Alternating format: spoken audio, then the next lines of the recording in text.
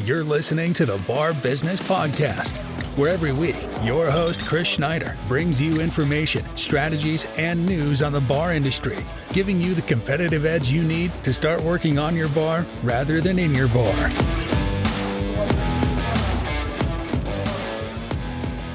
Hello and welcome to this week's edition of the Bar Business Podcast. I'm your host, Chris Schneider, and today we are joined by Tim Etherington-Judge, who is the man behind Healthy Hospo and Avallen, which is a spirits company located out of Normandy, France.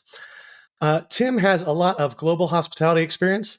He's worked both behind the bar and in bars and restaurants, and also on the distributor side, actually working internationally for Diageo, supporting our industry. And his journey, which I will let him tell because there's no way I could do it justice, but his journey that he has gone through has led him to really focus on two key areas within the hospitality industry, which are mental health and just overall employee wellness and sustainability, which are two topics that unfortunately we really don't get a lot of chance to talk about, that probably across the industry we should be talking about a lot more. So first of all, Tim, thank you so much for being here. And as I mentioned earlier, rather than let me mess up your background, I'll give you the opportunity to fill us in on your story. Give me the opportunity to mess it up myself. Thanks, Chris. And I'm really excited by the opportunity to speak on your podcast. So thank you for that. I'm going to keep this short because kind of my history is the least important part of what we've got to talk about today. So start at the beginning. I grew up in Cornwall, which is a very rural, touristy area in the UK. It's the only bit of the UK that really has a lot of palm trees and golden sand beaches, if anyone actually believes that. But because it's so touristy, the first jobs you get are in hospitality. So since the age of 14, I've been working in hospitality.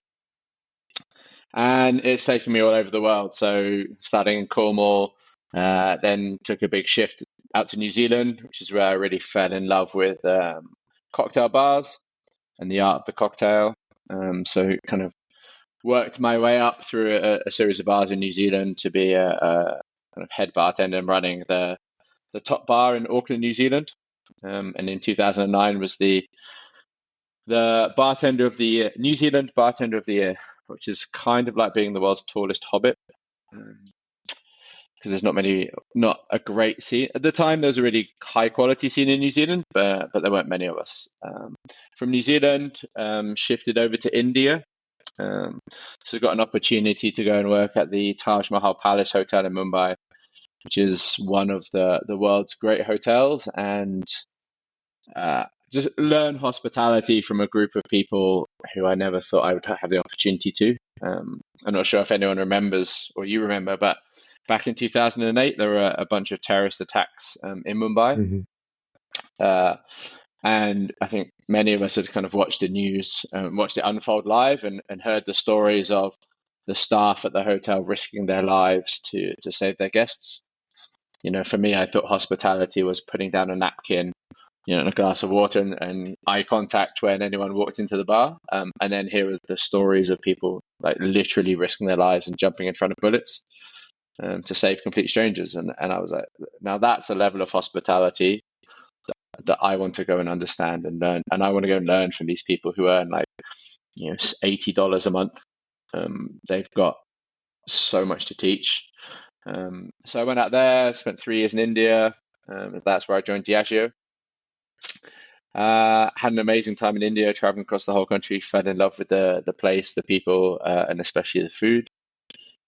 From India, I jumped across, I stayed at Diageo, but became the ambassador for the luxury ambassador for Sub-Saharan Africa. So again, got to travel all across this incredible continent, everywhere from kind of Ghana, Nigeria, across to Kenya and Uganda, down to South Africa, and just fall in love with, I think, a continent that a lot of people don't spend enough time in. Mm-hmm. And then from Africa, I joined the global reserve team as the global ambassador for a little-known American whiskey called Bulleit. Some of your listeners might have heard of it, which is an amazing job. But basically, a lot of that job was traveling and babysitting Tom Bullitt as we traveled the world together, which was an incredible experience. He's a really charming, lovely gentleman, and a lot of the conversations that we had and the learnings I took from Tom then kind of passed on into my current brand, Avallen. So yeah, so that's kind of it. And then I guess one of the big reasons why we're talking today is the launch of Healthy Hospo, which is something I never really considered until it happened. So, I had this global ambassador role, which is I think for many people in the industry, or at least bartenders that are listening to this, it's one of the jobs that a lot of bartenders aspire to. You either aspire to becoming an ambassador, and the global ambassadors are at the top of that tree, or you aspire to becoming a bar owner. And these global ambassador roles in particular have a lot of benefits. But there's also, like with any job, you have a lot of highs, but you also have the lows as well. And after 6 years of traveling the world and doing 100 plus flights a year, the terrible nutrition from kind of constantly eating either at airports or room service or in restaurants, the loneliness, which I think is not discussed enough amongst the brand ambassador community, because especially as a global ambassador, because you're constantly traveling on your own, meeting with people that your relationship with them is transitory at best, right? You might see them on a good day, you might see them like 3 or 4 times a year. A lot of people you will see once and never again. So you've got these kind of always very transactional relationships with them, and the people that you do have strong relationships with, kind of quite often, because you're never at home, you're always traveling, those relationships kind of deteriorate over time. So there's that side of it. Exercise, I'm a big sports guy, so I love to cycle, I love to run, and that gets more and more difficult because you're constantly jet lagged, constantly on the move. Even though I'd always take my running shoes with me, often I would find myself just too tired, or not have the time, because you're constantly going from like airport to hotel to event to hotel to airport, and it all started to take a toll. What was keeping it all together was we had a really, really good team at Diageo up until 2016, when there was the usual corporate restructure, which every company seems to go through every few years. Yeah. And the team that was really strong and kind of holding everything together was dismantled. And that was the safety net was taken away. And things came crashing down pretty hard after that. And it all came to a head in November 2016, whilst I was at the Athens Bar Show, where I attempted to commit suicide in my hotel room after a particularly tough kind of few months and particularly insane amounts of travel, and me just not seeing a future. I think that I'd lost all hope that anything was going to improve, and I was kind of trapped in this place that had become, personally for me, very toxic. And I think it was that lack of hope that led me to that. And so it was with some prescription-only a packet of prescription-only painkillers and a bottle of bourbon that I attempted to end everything. Thankfully, not successfully. But it was also, that was the moment that really gave birth to Healthy Hospo.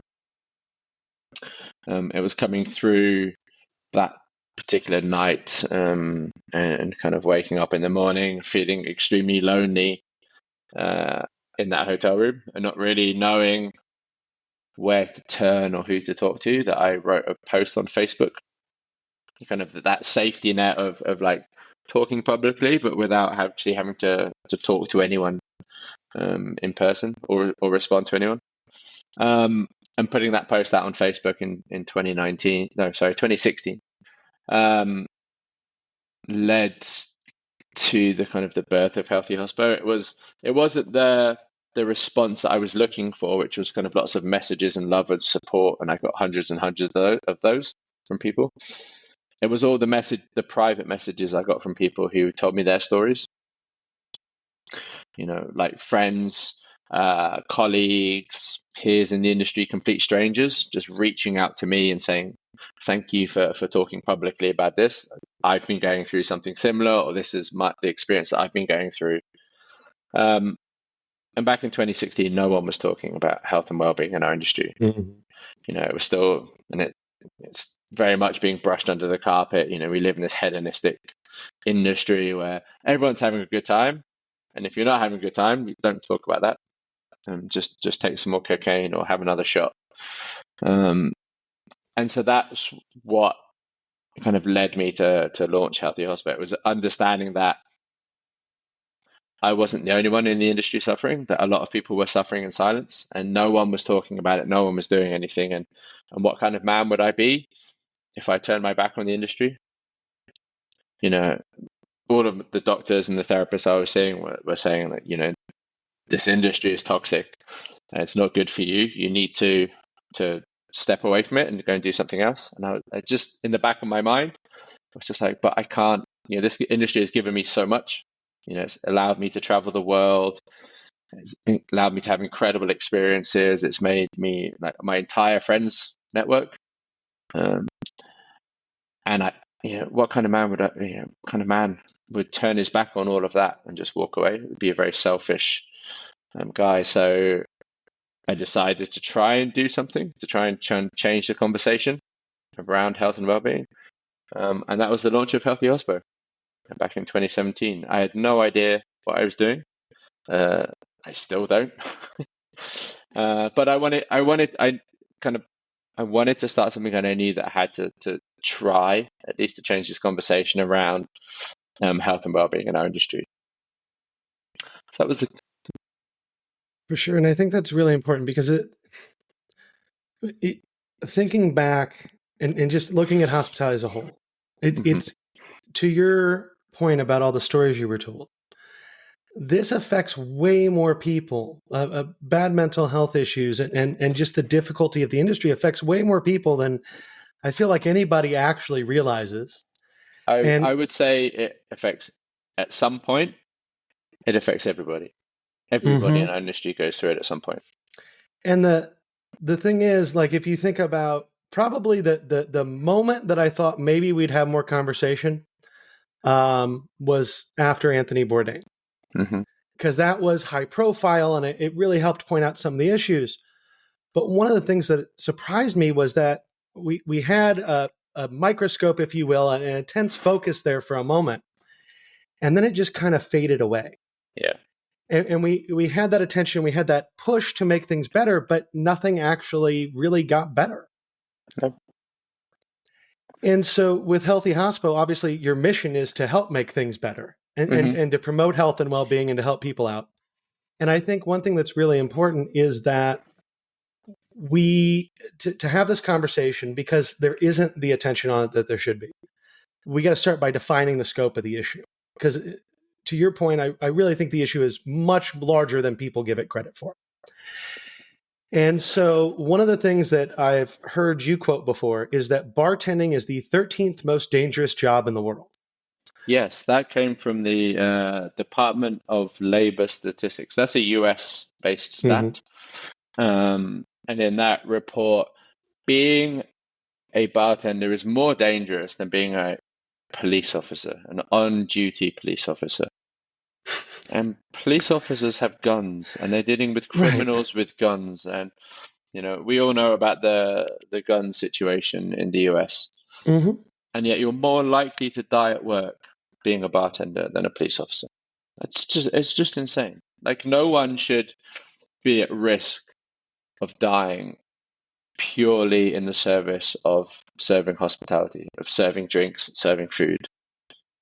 Right, because our whole industry is based upon making people have a good time. Exactly. And if we're really going out and making sure folks have a great time, and we're providing hospitality and we're helping people celebrate the wonderful things that happen in their life, how then does it come to us where we have these issues, and it's why are we not celebrating along with people, I guess, could be the question.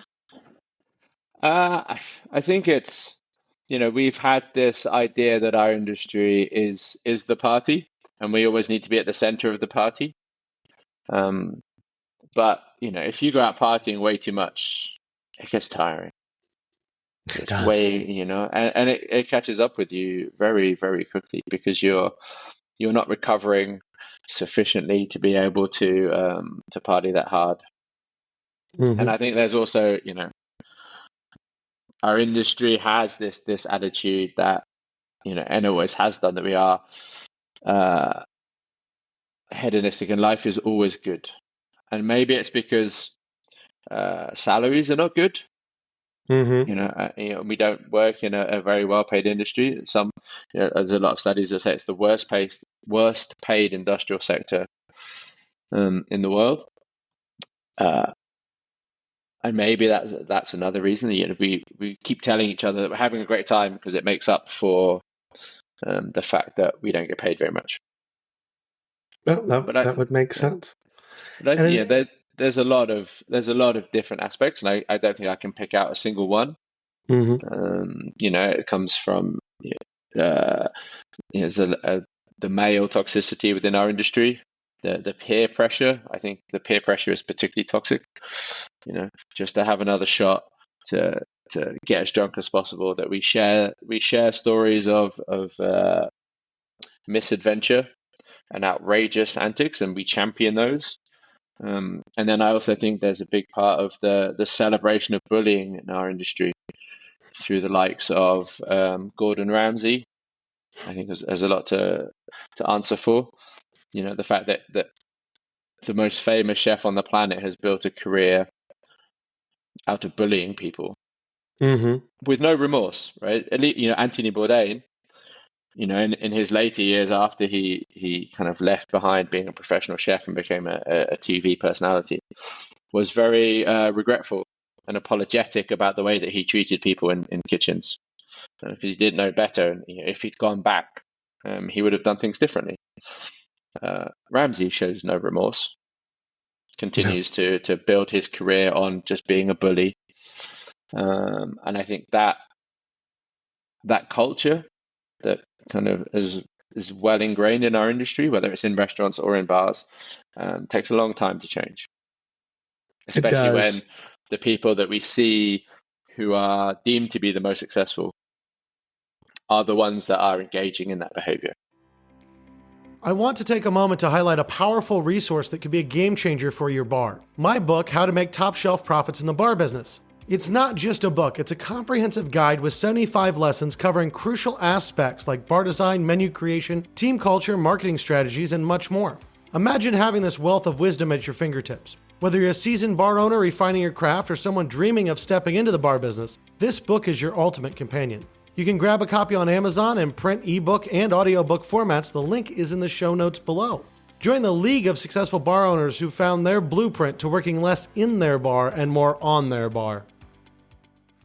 And another statistic I heard you quote that I had not heard before, but was really interesting to me, and I probably will get this wrong, but something along the lines of working at night is just as cancerous as lead paint. So the World Health Organization dubbed the night shift working to be a class 2A carcinogen, which is the same class of carcinogen as lead paint. And we all know the dangers of lead paint, and we avoid it in our, we don't use it anymore because it is such a well-known carcinogen. But it all stems down to the lack of sleep. And the amount of the disruptive sleep that we get when we work in hospitality, because we also have the difficulty or the challenges of we don't have regular shifts. Right? If you are, say, a night security officer and you're working night shifts, the chances are you've got the same shift, right? You have to be on. You start work at 11 p.m. and maybe you finish at 7 in the morning, and every day is the same. So what you can do around that is you can build a sleep schedule. You can build your life around those hours because they're consistent. And Monday to Friday, you're going to work the same hours. The problem we have in hospitality is no one has consistent hours. Well, very few people have consistent hours. The number of bars and restaurants that I speak to and we work with, that you will get your rota for the following week on Sunday evening. So even you don't even know then what you're working next week, and the chance of you having consistent hours are zero. And that's the problem when you're working these inconsistent hours at night. Your sleep is so disrupted. There's some great work by the world's leading sleep scientist called Matthew Walker into the impacts of disrupted sleep, and it's frightening. It's just 1 hour. So 2 hours of sleep. So going from 8 hours on average to 6 hours, you will reduce the amount of what they call killer cells in your body that attack cancer cells. So they're like the protective cells that will go and attack cancer and protect you from that, are reduced by up to 70%. That's shocking. The craziest one of all. That is crazy. So you live in the US and you have daylight savings, right? So twice a year we change the clocks for a reason that makes no sense anymore in our modern world. Right. But to give you an impact of how important sleep is to our health, every year when the clocks go forward and we lose an hour of sleep, the following Monday, because it happens on like a Saturday night, Sunday, the following day on the Monday, there was a 24% increase in the number of heart attacks over any other day in the year. And there is a massive increase in the number of car accidents as well. Because sleep is so important, because when we sleep, we get a form of heart medication. We get our brains go through like a cleansing process, which if we don't get, like slowly, there's a compound called beta amyloid, which builds up in our brain during the day. And then when we sleep at night, that's cleansed to our brain. It's kind of, if you imagine like a city, right? City during the day, everyone's busy, hustle bustle. There's lots of kind of like garbage builds up on the streets, or the rubbish and the litter. And then at night, the cleaners come in and kind of clean everything. So the next morning, the city is nice and clean again, ready for the day. Imagine that's what our brains are like. But if we're not getting enough sleep, there's not enough of those cleaners coming through to clean the city. And then over time, things just build up and build up and build up. And that chemical beta amyloid has been linked to some horrible diseases like Alzheimer's and other brain degenerative diseases. So sleep is super important. And it's even more important in our industry because we work at night, and also because we're drinking. And alcohol impacts the quality of our sleep. So it affects some of the brainwave patterns as we sleep. So whilst you might be asleep, the quality of that sleep is dog shit.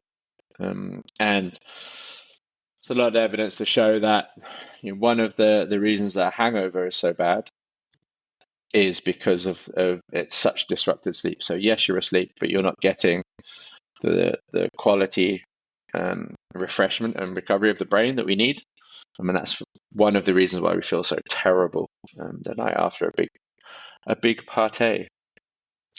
So when you really put all that together, we have a lot that we're struggling against, right? Because you're partying, you're drinking, you're not sleeping well, you're doing the same thing over and over and over again. And for a lot of folks in our industry, that becomes, unfortunately, really a downward spiral. Absolutely. Right? It just gets worse and worse. And I know one of the things that happens, especially in the bar business, that none of us like to discuss is alcoholism. And it just becomes easier and easier to drink because you're falling further and further in this sleep drink cycle. Yep. And so Healthy Hospo, you started essentially to try to find a way to stop all of that. Yeah, exactly. And to push back against it. And you've been at this, about 6 years, I want to say? Yeah. Officially 2018 we launched, unofficially late 2017. Okay. So a little bit over 6 years, and you have created with Healthy Hospo an organization that is not just for the UK or for any geographic area, you have a international reach. Mm-hmm. And you have folks on your team with Healthy Hospo that are literally scattered around the world, whether that's the UK or Italy or New Zealand. Yep.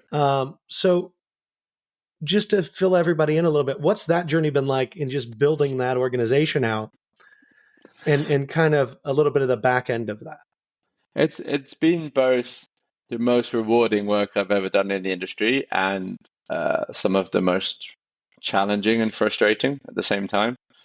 Because I think a lot of people recognize the need for it. And when we manage to impact people positively, it's unbelievably rewarding. I've had more than one person come up to me and tell me that the work we do at Healthy Hospo has saved their life.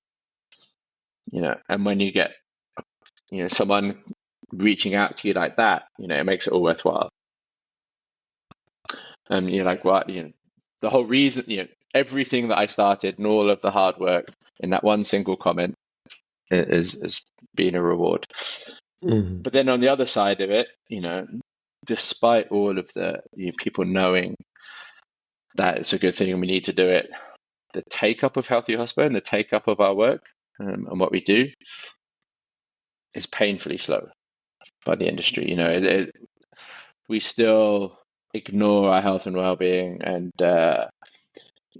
so many places we speak to or we try and talk to are like, no, it's just we're not interested, or we don't have the money, or it's more important things to do, like replace our bar stools. So it's still not taken seriously, which is hugely frustrating because we're not trying to be the fun police. We're not out there like wagging fingers at people. Oh, you shouldn't drink. Oh, drinking is bad. And all the other drugs that our industry is renowned for. Oh, you shouldn't have fun. Oh no, that's a terrible thing. We're trying to take a preventative approach and saying, like, if you're smart and you do things the right way and you put your health as a priority, you can have a long and successful and brilliant career in this industry. We try and hold up as inspirational figures, people like Peter Dorelli, who I'm not sure you've come across, but a very famous guy in the bar industry who's like 847 years old now, I think. And he's well into his 80s. Yeah. Was the head bartender at the Savoy Hotel for the longest time, has been a bartender for over 6 decades, and is still contributing to this industry at a very high level. Is still going out, is still active, and I'm like, don't you want to be like Peter? If you love this industry so much, as so many bartenders tell me they do, aspire to be like Peter. Aspire to have a long, brilliant, impactful career. And the reason that Peter can do that is because he puts his health first, right? He does yoga every day. He eats a vegetarian diet. He sleeps very well. He chooses when and where he's going to party. So he doesn't go out every night. He doesn't drink every night. But trust me, when he does go out, he will drink all of these young bartenders under the table. He is a monster.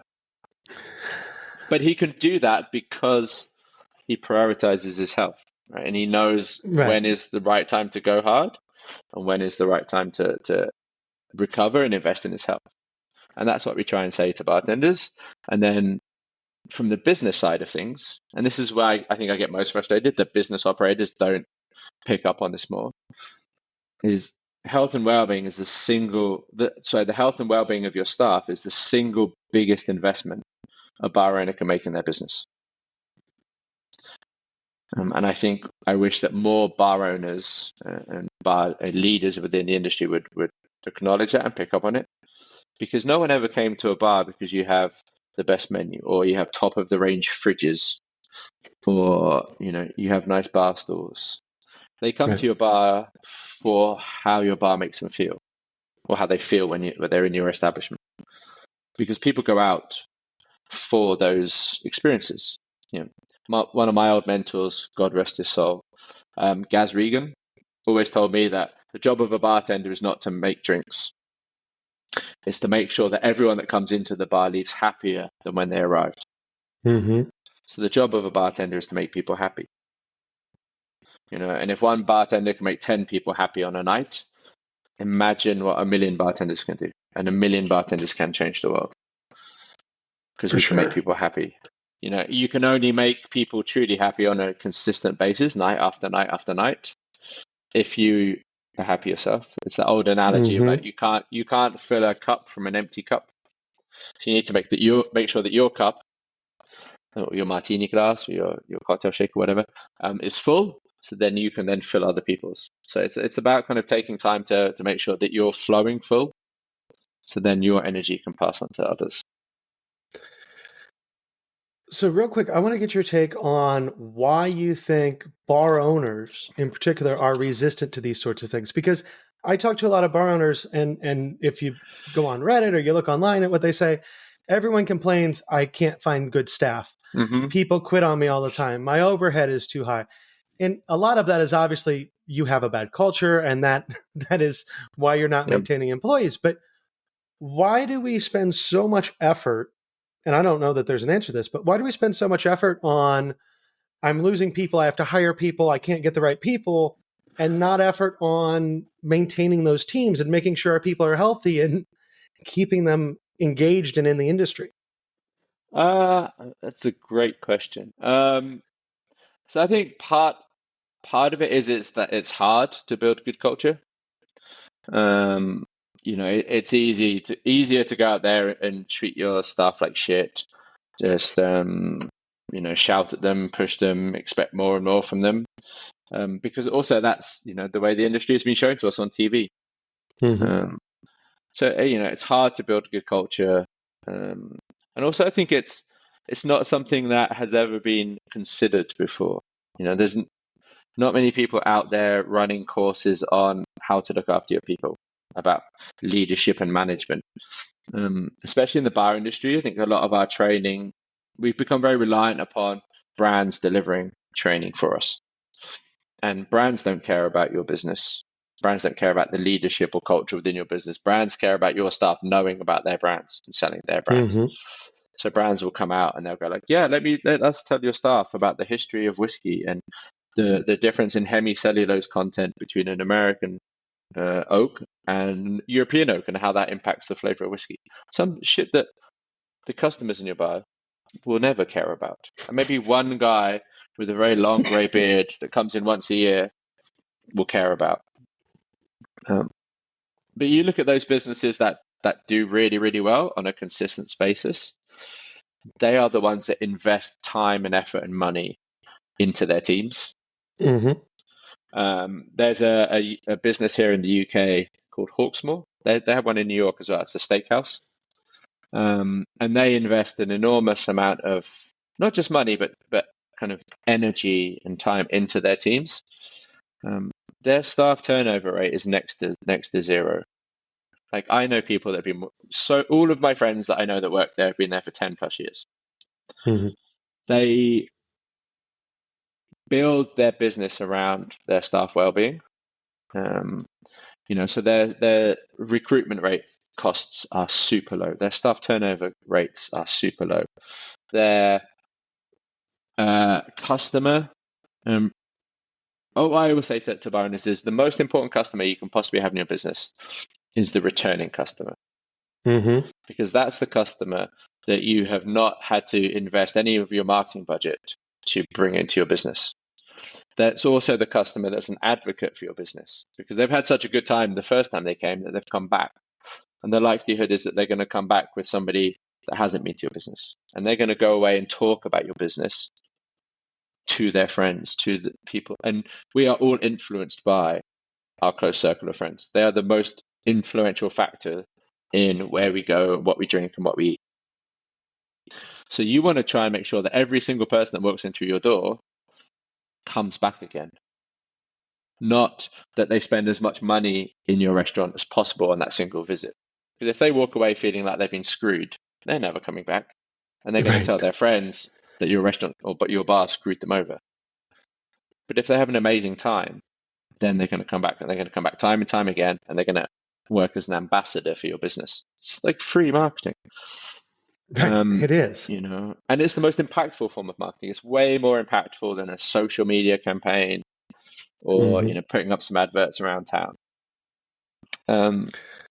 So trying to kind of convince owners that take some of that marketing budget and invest it into your staff and into your teams, because if your teams are healthy, happy, and having a good time, your customers are going to be having a good time. We've all been into bars and restaurants where the staff are flat. They have no energy. You're like, what's wrong with the staff in here? The vibe in the whole place just sucks. And you're like, do I want to come back in here? It's not giving me the good time that I want when I go out, and I'm paying for to have a good time, right? We're not just paying for the drink. Because if we were just paying for the drinks, there would be vending machines everywhere. And there would be no bartenders. We would just go and put money in the machine. And trying to get that across, but I think it's also maybe quite a new concept, or maybe a concept that's been forgotten, and we need to bring it back, and we need to kind of re-understand what hospitality, the genuine word of hospitality, really means. It's not squeezing as much money as physically possible out of our guests from the second they walk in the door. It's providing them with genuine hospitality that's so good that they want to come back because they feel that it's a safe and fun space for them to spend their time and their money in. Absolutely. And I think that's something that, most people that I have on the podcast and most of the conversations I have, that's the reoccurring theme, right? Is that hospitality has to come up before everything. Yeah. And I'm a finance guy. I'm a numbers guy. That's the part of the industry I work in. And so I like to talk numbers, but none of the numbers matter unless you have the hospitality, and you cannot have the hospitality unless you have a happy, healthy team. Exactly. And if you want to talk numbers, we can look at the cost of recruitment. Right. Staff turnover, for most venues, their number one cost center is their staff. We were looking at some numbers, and for say an average bartender leaving your business will cost anywhere from $15,000 to $25,000. That will cost your business for them leaving, through the revenue lost in the business by that person leaving, the recruitment costs of bringing someone back onto the team, the lost revenue from getting that staff member up to speed as they come into the business, like $25,000, and that's for a junior staff member. If you're looking at senior management or head chefs, you're talking like $100,000 a year in costs. Now, spending like 10% of that cost to keep those people in the business, say you're a head chef. The math is simple there, right? The math is so simple, right? Yeah. And why the fuck would you not do it? Well, especially with bartenders, because you think, you have a bar, you have 10 bartenders. Yeah. The average turnover rate, at least here in the U.S., is about 70%. So 7 of those 10 you're going to replace. 70%. Yeah. Christ. And so if that only costs you $20,000 a piece, well, that's $140,000 a year wasted training and doing all these things and then having a worse customer experience. And you can't grow a business if you have 7 of your 10 bartenders are different year to year. You're not providing a consistent experience for your guests. No, exactly. And a little investment to keep them healthier and happier and to promote their well-being in that regard becomes very, very cheap. Oh, absolutely. And that doesn't even factor into the calculations, the costs of increased absenteeism through staff with poor health, presenteeism, which is obviously not discussed in our industry enough, of people being at work, but just going through the motions, not giving it their 100%. As a bar owner, when you're paying staff to be at work, you want them to give 100%. If they're only giving 60% because they're tired, they're not feeling good, or they're just generally grumpy about the culture within your business, you're only getting 60% out of them, but you're paying them for 100%. Right. So again, you're losing money there, right? And they say presenteeism is a much bigger loss to business than absenteeism. And it's just mad that I can't think of another industry that would tolerate staff turnover rates of 70%. I don't even know how you can stay in business when you're replacing 70% of your staff every year. Like, how is this even possible? The only way I think it's possible is that we've all gotten used to it. Yeah. And unfortunately, we've all accepted it. And rather than, and this is a problem, I think, in the industry as a whole, but a lot of times we run up because we have these small companies, right? Mm-hmm. Most bars are independents. Yep. Most of those places employ 10, maybe 20 people. They're small operations. And it makes the owners so used to, I have to be the plumber, I have to be the mechanic, I have to be able to fix the fridge, I have to be able to cook, I have to be able to bartend, that we get really good at plugging holes that exist, Mm-hmm. but don't take the time to say, why did that hole exist? What is the Yep. actual underlying problem? Yep. Exactly. Or is there a member of my staff that's really good at plumbing that can come and help me out? Which is something, again, the Hawksmoor do. They find the interest and the skill set of the people, and they promote them up through the business. Because, if you're great at plumbing and the bar owner comes and said, hey, I need some help. Can you help me with this? And you go, yeah, of course, I'd love to help. A lot of people, they want to indulge in their passions. And I think, I don't know. I know we also, like, if you're a small bar owner, it's your dream, right? For most people, it's their dream to own a bar. Something that they've really aspired to. So surely you'd want to make it fun. Surely, like, when you're at work, you'd want to surround yourself with people that want you to be there, that you enjoy the company of, and when you're there, you're having fun and you feel like a good time. My wife is a sommelier in a local venue in town, which I won't name. But when the owner of the venue comes in, all of the staff are just like, oh, for fuck's sake, this is going to be awful. And they all hate him being there. And I'm like, why do you even have the business in the first place if you make your staff feel so terrible about being there? And when you go in, your staff are so on edge and miserable about you being there that no one's having a good time. Right. And it makes no sense to me. Because it can't, right? I mean, there's no way that we can talk about why we have toxic work cultures. We can talk about how the industry has promoted those for years, but I cannot think of a single way that you can justify some of the toxic work cultures that we just accept as being normal. No, even like from all sides, whether it's just how you treat humans and being a good human, even if you don't give a flying crap about that, surely the financials of it, the black and white numbers on the page, show you that investing in your staff is the best investment you can make. And it doesn't have to cost anything, right? Because you can take money from another cost center and invest it in your staff, right? You go like, oh, we change our menu. Like, I work in bars, right? So everyone's go, oh, we change our menu every 3 months. Great. Change your menu every 6 months. And take that money that you would have invested in menu development and spend it on your staff. Not a single one of your customers will care that you only change your menu twice a year instead of 4 times a year. But your customers will care that your staff are much happier and having a better time, giving a better customer experience. And I think something that is worth pointing out in that part of the cost with Healthy Hospo, you guys have a lot of, I know you do in-person training, but you also have a lot of online courses that are available. Yes. And those online courses tend to actually not be very expensive. I know you have a whole set of them that is for free for specifically targeted towards bartenders and people that work in the industry to help them out. But then most of them, I think, were right around £5.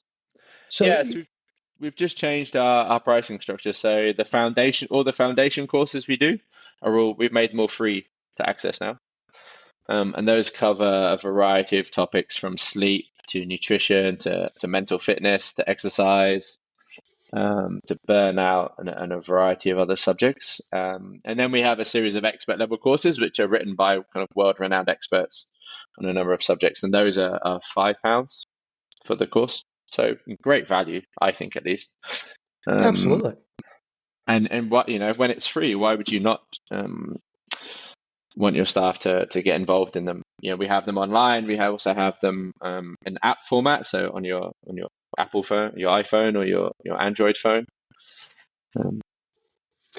Do you have many people that work those into their training programs? Not enough, Okay. I would say, not enough. And I Because wish that we would get more, because they're a great tool, right? We can come and do in-person trainings, and we do a lot of in-person trainings, and they're very impactful for the people who are in the room. But as you know, in an operations-focused industry, it's very hard to get everyone in the room. You can't close the bar absolutely. in the middle of service. Go, like, excuse me, we're just gonna do a training on sleep for an hour. Just entertain yourselves, customers, while we're going to do a training. So having those digital formats allows us to reach many more people, and also act as a kind of a resource that people can tap into at any time. It's always there. Don't just have to wait until we turn up to run a course. You can kind of constantly, maybe you came to a course, and then that information is all online for you still to access. So what, for everyone that's listening, what Tim just said is you should work his programs into your induction program when you onboard people. Absolutely. Set them up for success and make sure that you're cutting off the bad habits and the bad health at the beginning. Because, I think it's been a while since I've been on the bartending side of things, right? And kind of in that employee position.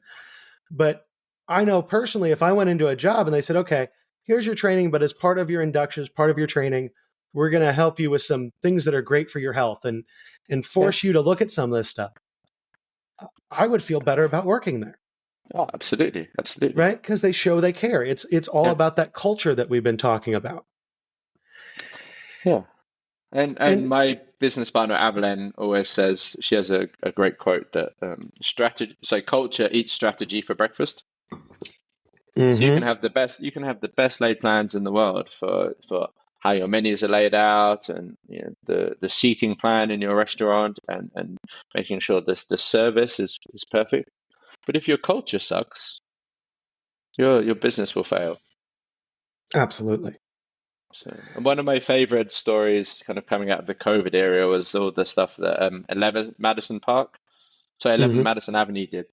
When the restaurant was closed, and how they asked themselves, we are a restaurant for the rich. It's incredibly expensive to come to this restaurant. But how, as a restaurant during this time when no one can come to our restaurant, how can we give back to our community? And they kept all their staff on board, and then they created the community kitchen, and they were delivering Michelin star quality food, like world best restaurant quality food, to homeless people across New York, people attending food banks. And it's something they continue to do to this day, and that doesn't do anything, doesn't bring any money into the business. But from a culture perspective, like chefs going home at the end of a shift, like knowing they've done something, they've contributed positively to society, that they've impacted people's lives that are much worse off than them, rather than just making food for the wealthy. And that's a kind of a culture that I think makes a lot of people aspire to want to go and work there, and once they're working there, to stay there. Well, it's the kind of culture that at the end of the day also makes sure that your guests are getting the best experience. Yeah, that your team is getting the best experience. Yeah. Because if you don't have a great, guest experience is key among everything. Yep. But to have a great guest experience, that team experience has to be in place. Yeah. Right. One feeds the other. Yeah. And it's taking that old adage of the customer is always right, and saying no, because that simple phrase has led a lot of poor managers in our industry to put the customer on a pedestal and criticize staff and not make staff feel valued by the company. When its truth is the customer is sometimes right, but you should always back your staff, because the customer will go, and the customer that has an issue and is arguing and belittling staff and complaining, chances are that customer will never come back to your business again, ever. Right. But your staff member will come back tomorrow, and the day after, and the day after, and the day after. And so you want to make sure that they feel supported, Maybe they're right. They're not always right either. I'm not saying the staff member is always right, but they need to feel supported. So I think flipping that narrative on its head and saying that the customer is not always right. And the customer's always, for some reason, when people walk into hospitality venues, a lot of people become entitled pricks. They do. Perfectly normal people will perfectly polite, normal, reasonable, friendly people. The way that they'll talk to service staff in a bar or a restaurant is so out of character. And I don't understand the psychology behind it. But I've seen it firsthand. I've had to tell friends and colleagues off before their behavior in bars and restaurants. There's something about the psychology of when you're expecting service, the way you treat those people is different. It is. But again, if you have the good team culture, if your team has the tools to be able to deal with that, and they know not to take it personally, and they have a good mental health base position, you're never going to get rid of the asshole customer, right? That's one of the things in our industry that none of us like, but all of us have gotten very used to dealing with. But when you have personally the tools to deal with that better, absolutely, you can hopefully get the customer not to be an asshole. But if you can't, at least you survive the interaction. Yeah, exactly. So we talk about mental fitness and resilience. So rather than using the term mental health, which is a term that's used a lot these days, but for us it kind of embodies things going wrong. So people kind of associate mental health with therapy and the illnesses that come along with mental health, whereas we say let's reframe that phrase into mental fitness. And so it's about being mentally fit all of the time. So our approach is very preventative. So rather than waiting for shit to happen, let's make sure that shit doesn't happen in the first place. So sleep well, eat well, do some exercise, make sure you have a good circle of friends, that kind of stuff. None of it's rocket science. It's all very basic, but as they say, common sense is far from common. That is very true. And then, we talk about resilience a lot. That and one of the professionals that we work with, this amazing guy called Peter Milajev. With him, we teach people how to build what he calls a shit hit fan toolkit. Because at some point, the shit will hit the fan. Right. That is a 100% statement of fact. But it's all about what happens. How do we cope when the shit hits the fan? What's our strategies for dealing with those moments, and how do we resolve them? And that, I think, is a really important part of what we do, is building that resilience. Because as you say, you will have the arsehole customer come in, but it's how do you deal with that arsehole customer? So often, you've worked in the industry, like post shift, everyone is just bitching about those arsehole customers. Oh yeah. Yeah. And everyone's forgotten the great customers that have come in that have been like really complimentary and really nice. But that one customer that came in that said some shit words or treated their staff like, that's what we focus on. So it's, how do we build that resilience toolkit to make sure that you're not taking it home from work with you and letting it impact your sleep and your mental well-being. Well, and that's huge, because the more resilient all of us can be in this industry, the better off we are, because there's a lot getting thrown at us day in and day out. Exactly, and it's the communication strategies to diffuse those moments as well are really important, rather than let them escalate. Which I don't. Again, how often are frontline staff in our industry taught communication skills? We just expect everybody to be great communicators, when a lot of people in our industry are not great communicators, because they found their way into hospitality because it's a low bar of entry. You don't. Quite often, the only qualifications that you need, that you have 2 arms and 2 legs. Yeah. And sometimes you don't even need 2 arms or 2 legs. When you're 1 arm or 1 leg, will still get a job. And, the other thing too is that a lot of us in this industry, we got into it when we were 13, 14 as a first job. And I don't know. I mean, I can tell you right now, when I first started in the restaurant business, I did not intend to stay in the restaurant and bar No, business, no, same. right? Most of us, we did it as a Yeah. thing, and then suddenly we were like trapped.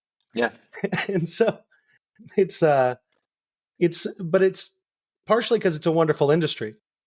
probably is. Yeah, But to your point, that also doesn't mean that we necessarily have the same, I hate to say it this way, but it's true, the same educational base that exists in a lot of other industries. We don't have the same tools. We're just kind of thrown in and we grow through it and absolutely. figure it Yeah, out for ourselves as we go. yeah. And I think one of the great parts of industry is that we do have a very diverse staffing set, and it does have that low barrier entry. So people from all cultures and all backgrounds and all education levels can come in and find a home within our industry. And I think that's a wonderful thing. But from a training perspective, we don't have a lot of training. And as I said before, a lot of that, is because it's reliant on brands, or any training that is independent often is based on technical skills. Yeah. Right. Very true. Let's teach a bartender how to make a great martini, how to make a Manhattan, how to shake, cut, do all those skills. Why are we not teaching bartenders how to talk to people? It's a far more important part of their job. Right. Absolutely. I couldn't agree more. And that's, it's wonderful to see with Healthy Hospo that you're giving people the tools to be able to work through everything in the industry. Yeah. Because that is really so important. And it's, like when we started this conversation, it's something we don't do enough. And it needs more attention, and it needs more owners, like we talked about with the cost of replacing people and the turnover that we face. More folks need to be focused on it and willing to invest in it, because you do have a better customer environment. You take care of your guests better when you do those things. Yeah, and as a bar owner, you're going to make more money and your costs will be lower. Your margins will increase, so why the hell wouldn't you do it? It literally is one of those like win-win-win scenarios. You win as a business owner, your staff win because they're having a better time at work, and your customers win because they get a better experience when they come to your bar. I'm like, who's not winning in this situation? Mate, Well, the healthcare industry and the health insurance industry. And those are two very powerful industries in the US.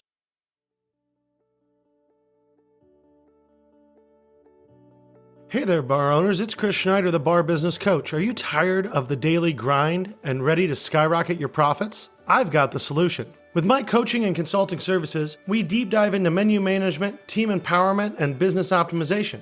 Instead of slogging away in your business day in and day out, washing dishes, covering for employees, and working 60+ hours a week, picture this: a thriving business that runs like clockwork whether you're there or not, letting you enjoy the successes that you've dreamed of.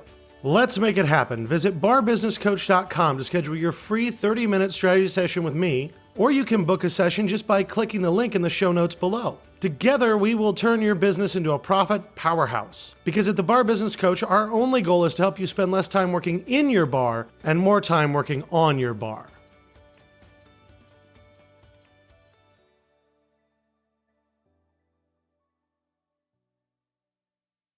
One of the other things that you're big on is sustainability.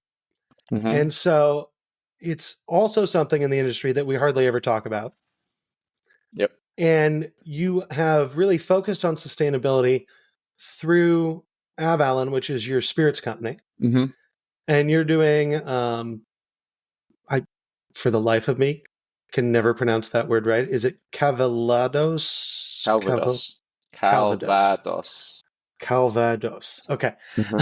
Which is a apple-based spirit. And you're doing it out of Normandy in a way that is very unique and that it is really sustainable compared to how all other liquor in the world essentially is made. Yes. And if I'm not mistaken, your goal is to be the most sustainable spirits company in the world. That's the plan. We've certainly won enough awards to be able to justify it.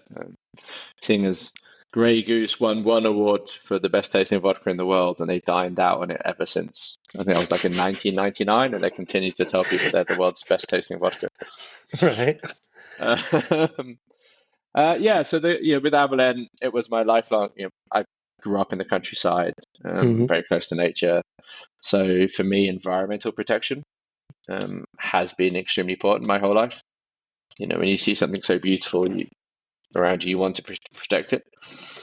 So being able to take my experience from being behind the bar and my time at Diageo and put that into a brand with an incredible partner, and Stephanie Jordan, has been a dream come true.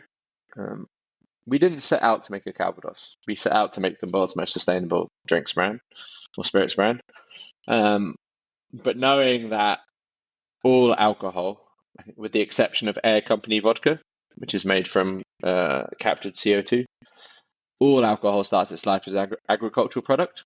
Mm-hmm. Yet when we look at sustainability in the drinks industry, we mostly talk about what happens at the distillery Mm-hmm. and the brewery and packaging. And we kind of ignore the agricultural impact. Unless you're a wine maker, wine industry really understands, because it's very connected to the vineyards and the terroir and the soil. And they understand that what happens in the soil and the state of the soil impacts the flavor of the final product. So we went back and we said, if we're going to be true to this mission, we've got to go right back to the start of of alcoholic production. And it doesn't start at the distillery. It starts in the fields, the orchards, the vineyards, the plantations. And let's go back to that and ask the question, which we don't know if anyone else has asked, but what's the best ingredient to make alcohol from an environmental perspective? So let's forget category, which is the kind of number one defining characteristic, because people go, I want to launch a rum, I want to launch a tequila, I want to make a gin, which then locks you into that raw material you're going to use. So let's find out the best raw material from an environmental perspective and let that research guide us to what we're going to make. So we looked at cereal grains, sugarcane, agave, grapes, and apples across 4 metrics of carbon emissions, biodiversity, water, and pesticide and fertilizer use. And the apples of Normandy came out on top in every single category. And then we were like, ooh, gonna make a Calvados, haven't we? There's a category of alcohol I need for any drinks. But within that, we saw a real opportunity to create a young, modern take on the category that's very much aimed at bartenders and mixed drinks. As a category, it's really kind of cornered itself into a digestive world. And people just don't drink like that anymore. Right. Maybe like in the 80s, 70s, and 80s, that was a serious occasion. But the number of people that kind of after dinner go like, "Oh, I would like a neat spirit to follow my dinner," is diminishing. Yes. People want to drink cocktails and spritzes and highballs, and so we wanted to make a liquid that was very much tailored for the cocktail scene, but really led the industry forward on sustainability, starting with the most sustainable raw material that we could possibly find. And something I think that's interesting, talking on the raw material side with the apples, is the biodiversity you're getting in Normandy and how it's apples, but it's also wildflowers. And it's a lot of this is to help bees and bees survive, which is a huge issue that not enough people talk about in general is we're losing bees and we're losing pollinators, which is terrible for the environment. But you found a way to tie the booze to the apples, to the wildflowers, to the bees. Without the bees, there's no apples. Yeah. So without the bees, there's no apples, there's no Avallen. So it's also a little bit selfish that we're protecting our business. But you're right. Like, have you ever been to Ohio? Yeah. Is it Ohio or Iowa where they have all of the corn? Both Iowa, of them, right? but okay. Iowa is famed for its corn, or as Donald Trump famously said, liquid, not gold. No, not liquid gold. And I'm like, pretty sure gold is just not liquid gold. That's true too. But you can drive to where they grow the corn, and I went when I was with Bourdain in Kentucky, and getting onto the back of the truck, and 360 degrees, you can only see two things, and that's corn and the road that you drove along. There's not a tree, there's not a bird, there's not an insect. It's just corn, and that is really unnatural, and it's really bad for our environment in so many ways. So when you come to the orchards in Normandy, because what makes them really great is not that they're an apple orchard per se, but it's that they're a traditional apple orchard. So apples can be grown and are grown in the US and across China in a monoculture kind of a fashion. So single species in a huge area, nothing in between, maybe some grass in between, and then pollinated by honeybees. The orchards in Normandy are very small. You'll have multiple species of apple within an orchard. There's a large distance between the rows of trees. So the reason for having multiple species in the large row is if one species of apple got infected, it wouldn't move across the entire orchard because the next species over would be a different species and it would be a significant distance away.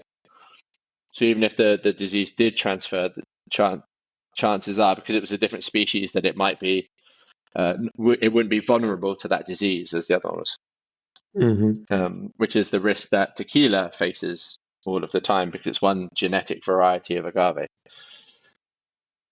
So if something happens to that genetic variety, the entire crop could be wiped out. And then in between those rows, you've got wildflower meadows, grass and wildflowers, which is very important to help the health of the bees because we rely on wild bees. We're not bringing hives into the orchards.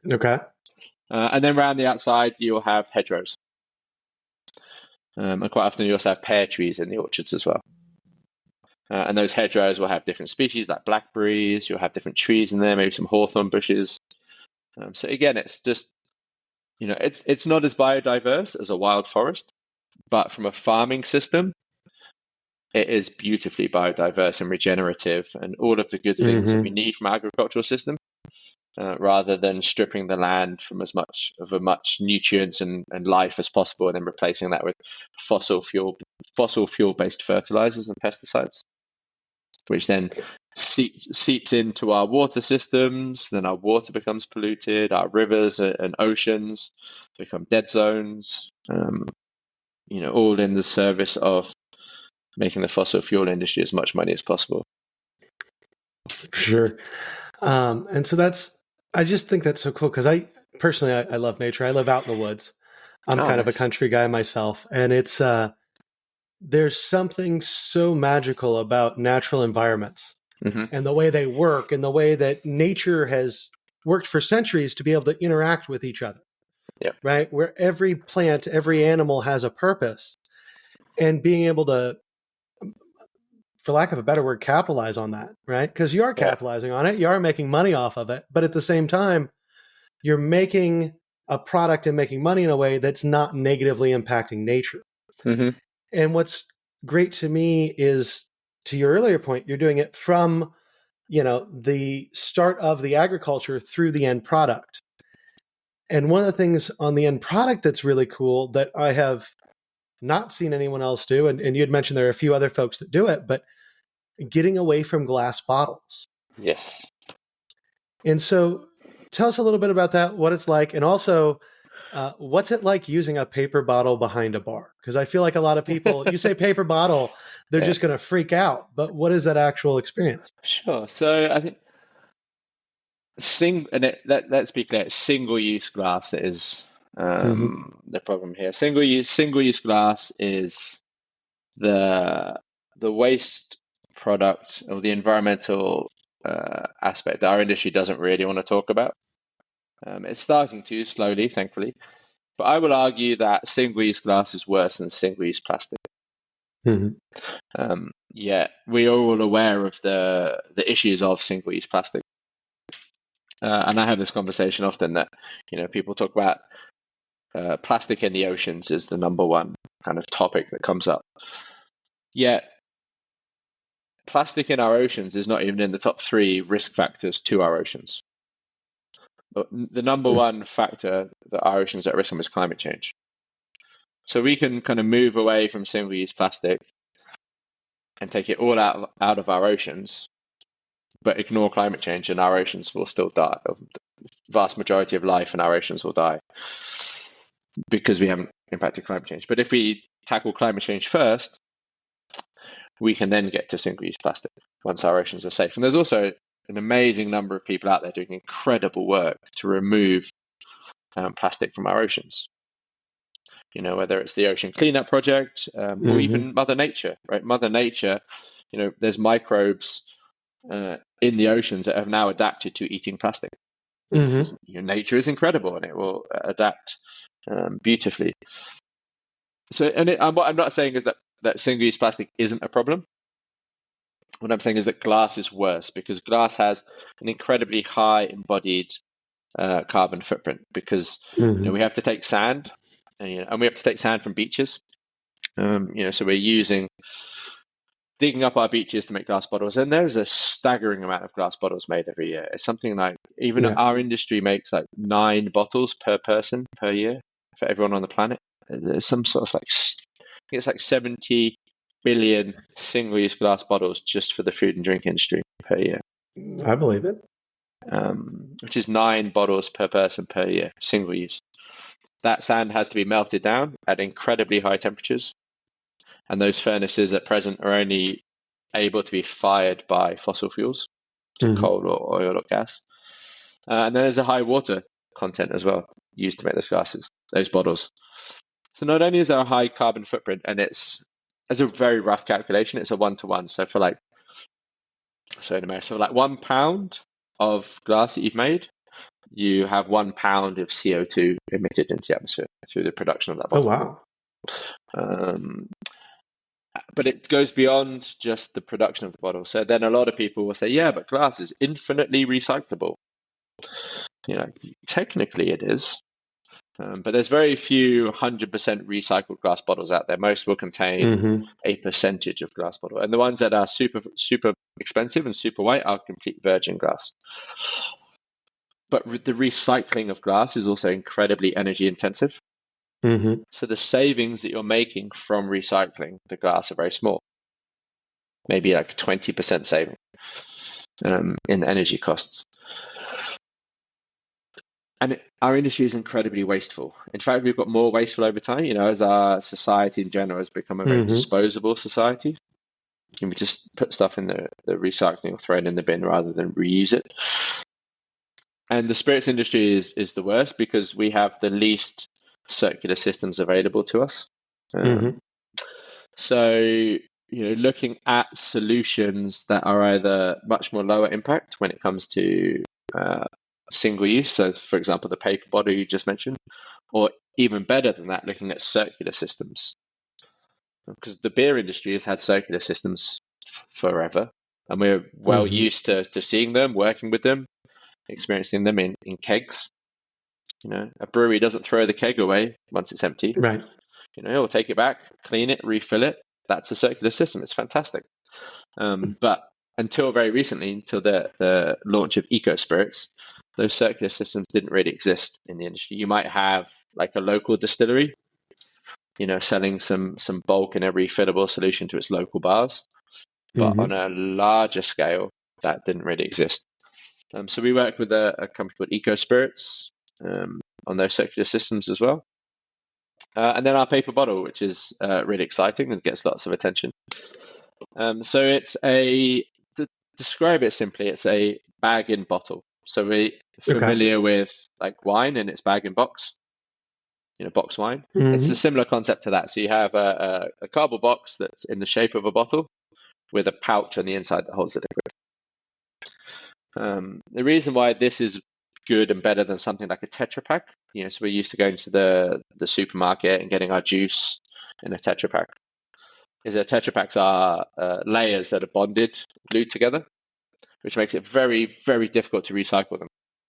Because you've got to be able to recycle it, you've got to unbond all of those layers to get the separate materials out, which is resource and time consuming to recycle. So that's why almost all Tetra Pak is not recyclable. Our bottle is simply a cardboard shell with a pouch suspended on the inside. So you can separate the two once it's finished. The cardboard goes in your cardboard recycling as if it was just a piece of paper, some paper. And then the pouch goes in your plastic recycling. So both elements are recyclable. And then from a production perspective, the bottle only weighs 80 grams. Okay. So it's insanely light. And when bartenders pick it up for the first time, they're like, "Oh, this is half full." And you're like, "Nope, that's an unopened bottle." And everyone's like, "What? Can't believe that." It's fun to see bartenders freak out for that. But it's got 1/6 of the embodied carbon from production and 1/5 of the water footprint of a single-use glass bottle. Oh, wow. So from a recycling perspective, it's much better. From a production perspective, it's much better. You also have slightly lower transportation emissions because the bottle is a fraction. Most glass bottles will be 500 grams and above. We have a very light glass bottle for us, which is 450 grams, but that's very much on the light end of glass bottles for spirits. And there are some glass bottles out there that hold spirits that are well over a kilogram. But the paper bottle weighs 80 grams. And then beyond that, you can have loads of fun with the design and packaging because you've got the entire bottle to play with. So you're not just limited to the design on the stickers, maybe 2 or 3 stickers on the bottle. You can play with the whole bottle and have a lot of fun with it. And if for anyone listening to this, go look up Avallen and look at their bottles because they're, to Tim's point, the bottle designs themselves are very cool.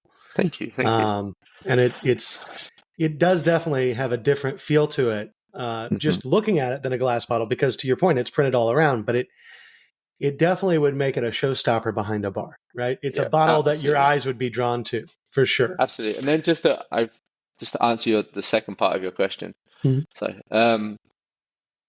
So if you have it in the well and you're picking up by the neck all the time, it's not going to last very long because the weak point of the bottle is the neck.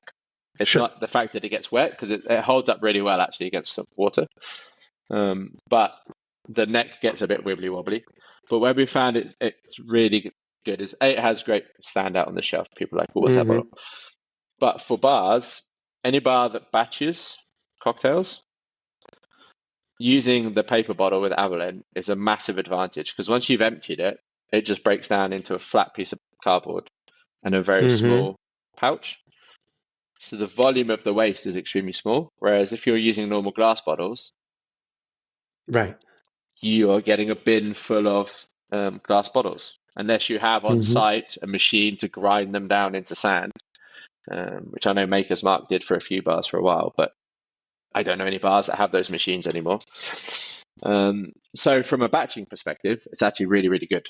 So we're kind of trying to say to bars now, like if you don't have the eco spirits, which is the best solution for batching, take our paper bottle because it's significantly better from a waste perspective for your venue.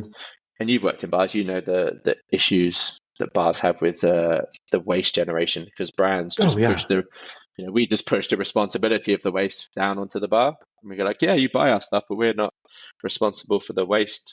That's your problem now." Where do you put the bins? And then the noise at night, especially in cities now, you're not allowed to empty your bins at night because they're so noisy. You don't have any of these problems with the cardboard bottle. Well, and especially I feel like it's, unfortunately in the U.S., how recycling works varies state to state, county to county, area to area, right? And I know my bar was in Indianapolis, but my options for recycling were basically zero. I was left in a position I could have thrown everything in the back of my truck and driven it somewhere because I didn't have a spot to pay for even a recycling bin. So everything went into the trash, not necessarily because we wanted to, but just because that was the only real conceivable way to do it at the volume that we were doing. Yep. And to your point, I don't know how many beer bottles I threw away. I mean, thousands, tens of thousands, hundreds of thousands. Yeah. And having something that would be each one better of those has got like each one of those beer bottles has got maybe like 250 grams of CO2 embodied in its production. And then if it gets recycled, more CO2. I know that some states, a perishingly small number, have bottle return schemes. Yep. But it's very full. I know that Bernie Sanders was a big advocate for that. And bottle return schemes are amazing. Because if you can use the bottles again, and especially with beer, it's a much simpler process. I remember when I used to run bars in New Zealand, New Zealand famously has like 750ml beers. Okay. We call them Tallies. And they're very kind of like Kiwi brands. They're loved and they've been around forever. It's things like Lion Red and Waikato Draft. But those bottles would come. We were a super high-end cocktail bar, but we would order them because it was the fun, playful beers that we had, and people loved it. Right? They would come in for $25 Manhattan, and then they would have like a $4 giant beer next to it, and people loved it. Yeah. Those bottles were really cool. So on the bottom of the bottle, they would have like little glass notches, and on a virgin bottle there would be 10 of them. And then we would keep the bottles with the crate, and we'd keep the crates. And then when we get our beer delivery, they would take the bottles away. Mm-hmm. And every time a bottle would go back to the brewery and get used, cleaned and reused again, they would just sand off one of the notches at the bottom of the bottle. Okay. So those bottles were used 11 times in total. And that is just a really simple way. And every time you're using it, you're reducing the footprint. And also you can you get the bottle and you'd be like, oh, there's only one notch left on this bottle. I wonder who else has drunk from this bottle. Right. Maybe someone famous. Maybe Margot Robbie drank from this bottle, or Leonardo DiCaprio or someone, And it's just a really good way that the beer industry is so far ahead of spirits when it comes to sustainability from its packaging perspective, from beer kegs or to reusing bottles. And we do have the systems. We can do it if we want to. We just choose to throw things away and pass responsibility onto someone else. Mm-hmm. So. That is for sure true. Now with Avallen, I know from your website, one of the other things that you talk about that I want to touch on real quick, because I think it's an interesting conversation, is the concept of greenwashing. Ooh, yeah. And a lot of companies out there making things seem greener than they actually are, versus your approach, which is just, this is what we do and it's as green as it can be. Yeah. Be transparent. It's words like green and recyclable. If I ever see the word recyclable again, or a company claiming that their products are recyclable. So unfortunately, sustainability has become like a buzzword for marketing and a key trend. So every brand wants to be seen to be sustainable because they'll get criticized if they're not, right? And there's been very little legislation and regulation around any of these terms or what companies do. So companies have just said all sorts of things. I saw a Green Awards the other day where Coca-Cola won an award for their sustainability. Like, they are the single biggest producer of single-use plastic bottles in the world. And they have all of the resources in the world to change and make a positive impact. And yet they choose to do precious little with it. And we see all sorts of terms, brands claiming to be sustainable, yet using industrial monocrops, relying on pesticides and fertilizers, lying about their products. Because in our industry, we have to tell a frighteningly small amount of information about our product to the end user of the product. I own a drinks brand, so I'm aware of the legislation and the legal requirements that we have to put on our bottle, the minimum legal requirements. We don't really have to say anything at all, apart from the category it's ABV, where it's made. Don't have to tell people what it's made from. Right. Don't have to tell people the ingredients in there. Don't have to tell people anything about its environmental. Don't have to tell people how to deal with the waste, the sustainability, how it's made. So for us, we really wanted to set a gold standard of, this is as good as you can be. And this is where everyone should aim for. I think when you have a company that's at the top, it gives the other companies something to aim for. Like, Patagonia are probably the archetypal top of the tree company that every company, no matter what industry, wants to be more like Patagonia.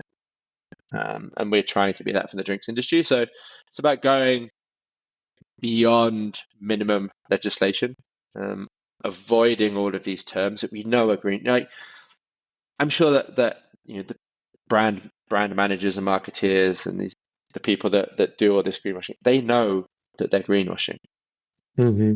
Because they're smart people, right? When you're not being 100% transparent or truthful about something, or you're using language to be a bit murky about your product. And we try and go above and beyond. So there's there is new legislation coming in Europe at least. I'm not sure what it's like in the US. That's putting legislation in place to try and stop some of the greenwashing terms. So no, you won't be able to get away with, a bottle is 100% recyclable. And you're like, that's just a bland statement. You won't be able to use terms like eco-friendly and other stuff like this. And you won't be able to use terms like kind of net zero or climate positive without publishing your strategies or publishing the data. For us, we call ourselves climate positive because through our production process, we remove more CO2 from the atmosphere than we produce. But we publish all of that data. You can go on our website. You can find all of our life cycle analysis, all of the calculations from the liquid to the bottle to the packaging, also to the transportation. Everything that we say about is published online. Our B Corp scores, all of our donations to charitable organizations is all public for everyone to see. And we don't hide it away. We make it front and center. So you might go on our website and you might go like, oh, that's a pretty website. I just want to learn about some drinks and find some recipes. That's great. But you might want to go in there and do a deep dive.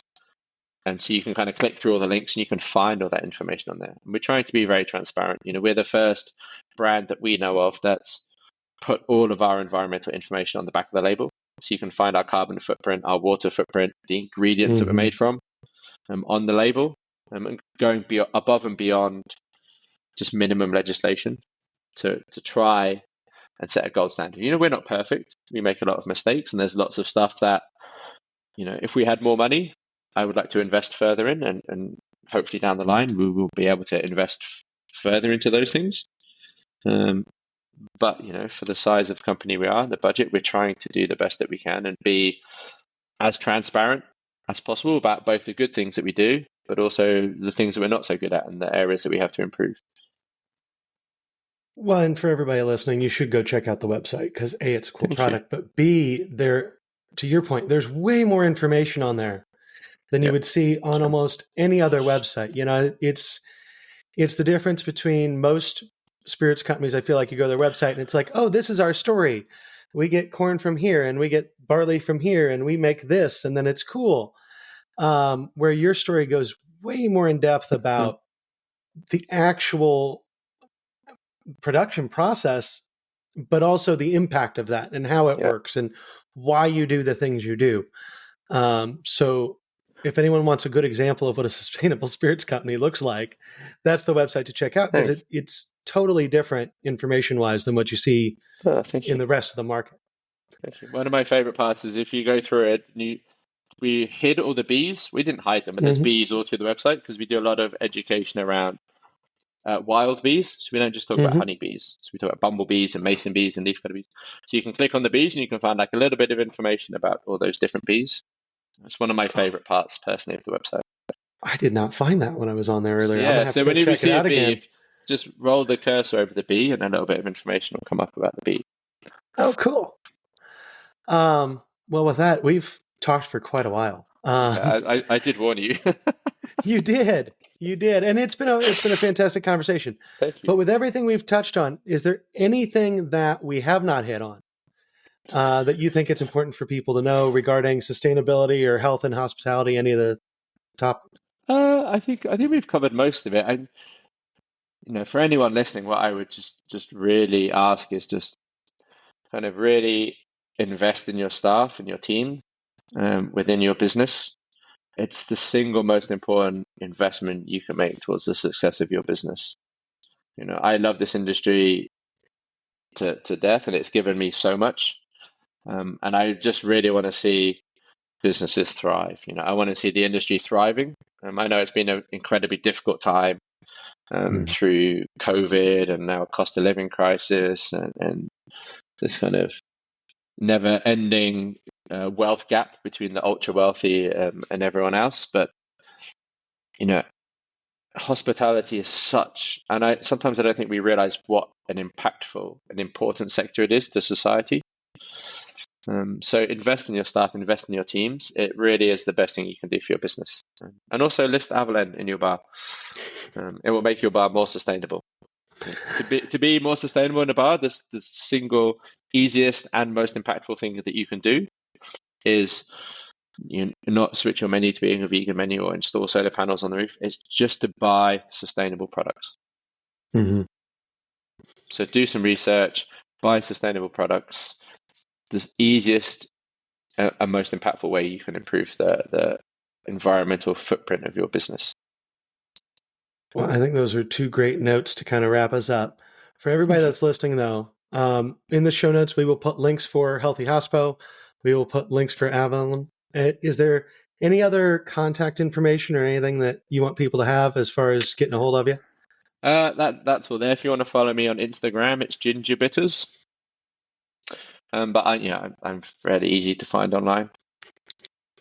Well, cool. So we'll make sure that's all linked in the show notes. If you want to learn more about Tim, get involved with using Healthy Hospos, courses and things for your team, or are interested in expanding your spirit selection to include things that are more sustainable. But with that, folks, that'll wrap us up for today. Tim, thank you so much for being here. This has been, again, just a wonderful conversation. It's a pleasure. I've really enjoyed our chats.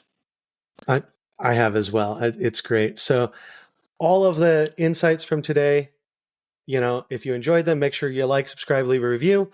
As I mentioned, we'll have all of Tim's contact information for his various activities and ways that you can find all that in the show notes. If you have not, go on Facebook, join our Bar Business Nation Facebook group, because that's a great community we're trying to build of bar owners to help other bar owners and to really promote cooperation in our industry. Because in addition to health of our team, health of bar owners can be a little choppy sometimes. And so that's a community where we're trying to collaborate and get people together to help that. And again, all those links will be in the show notes. So with that, guys, until next time, I hope everybody has a great day, and we will talk again later.